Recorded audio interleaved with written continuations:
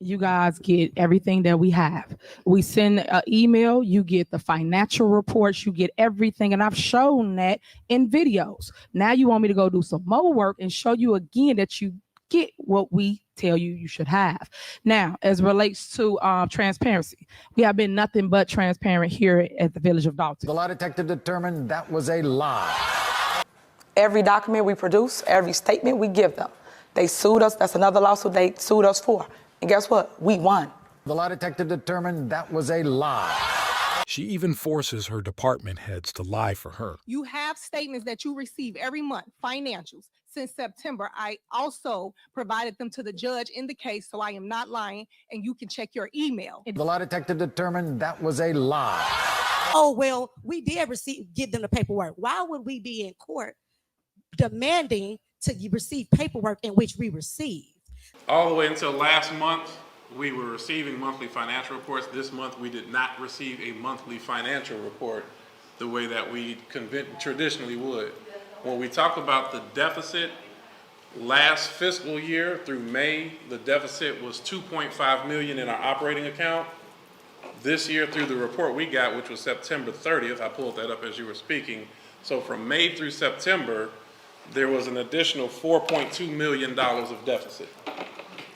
So you couple those two together, the deficit is growing and it's approaching $7 million.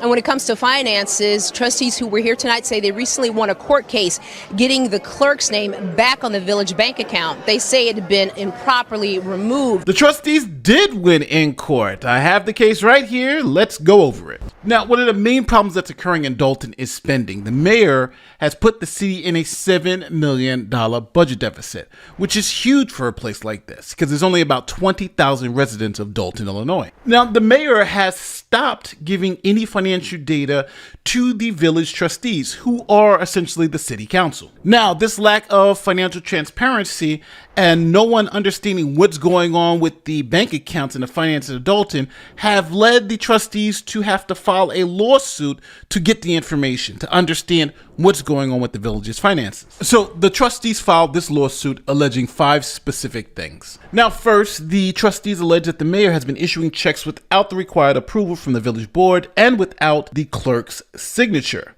Now, this is mandated by Illinois Municipal Code and village law. Here's an example. Just for the record, and the reason I guess I want all of the citizens to know why we're so adamant about this budget and what's going on.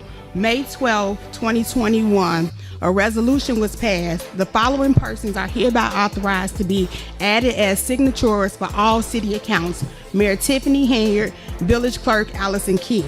Any prior signatories or individuals authorized and hereby removed from the accounts, prior authorization is revoked. Number of signatures required are a combination of both signatures. At the approval of payment by the village board, each check shall be signed by the mayor and the clerk. We have a $500,000 check signed by Mayor Tiffany Hanyard. Y'all wonder why we worried about the money? This is why we worried about the money. $561,000 check with one signature on there. It's a problem. That means that money is being spent, and after we don't find out till after the check's been cashed. That's why we up here complaining. So as you can see from that clip, checks are going out that are not approved properly by the village. The clerk's signature is required on all checks. The trustees are also suing for access to financial records. They say that Mayor Hanyard restricted their access to the village financial records and that this is a violation of not only their local law, but of state law. And they also claim they have an earlier court decision that forced the mayor to give them access to financial records. Court documents also allege that the mayor essentially committed fraud, that in 2021 and 2022, the mayor used the stamp of the clerk's signature to issue checks not approved by the village board. Now, because of those facts, here's what the board was asking the court to do. First, the board asked the court to enjoin the mayor from acting beyond her authority, essentially injunctive relief. Next, the board asked the court to issue a writ of mandamus to the mayor. Now, for those of you who don't know, the writ of mandamus was made famous in a case called Marbury v. Madison, for you law nerds out there. Now, a writ of mandamus is when the court forces a public official to do something that they have no choice but to do. In this case, Tiffany Hinyard has no choice but to turn over the financial documents to the trustees. So the trustees want the court to issue that writ so they can have access to the financial documents, essentially forcing Tiffany Hinyard, the mayor, to give the documents to them. The trustees are also asking for a declaratory judgment and a full accounting of the village's finances. So then Mayor Tiffany Hinyard filed a motion to dismiss, saying that the trustees were not entitled to any of this information. While she's saying publicly they have the receipts, she's in court fighting right now. Her lawyers are arguing that they legally do not have to turn over the paperwork to the trustees. Every document we produce, every statement we give them. They sued us. That's another lawsuit they sued us for. And guess what? We won. The lie detective determined that was a lie. Now, the court sided with the trustees, claiming that the mayor had to give a full accounting to the trustees about the village's finances. Now, when it comes to the writ of mandamus to force the mayor to turn over all the financial documents, the court said, hold on. The mayor's the wrong person. The court said that the village trustees needed to sue the village's treasurer or the business manager. You have statements that you receive every month, financials. Since September, I also provided them to the judge in the case, so I am not lying, and you can check your email. The lie detective determined that was a lie. Because that's the person who has custody of the documents and whose duty it is to not only hold the documents, but then present the documents to the trustees. Now, since the treasurer was not a party to the lawsuit, the judge said you need to go back and add the treasurer to the lawsuit so I can issue the writ of mandamus so you can get the documents. Here is trustee Jason House explaining it. Currently the finance director is the one that's being charged. The accounting firm reports to the finance director, and the finance director is the gatekeeper of information. So I believe there's a block in that area.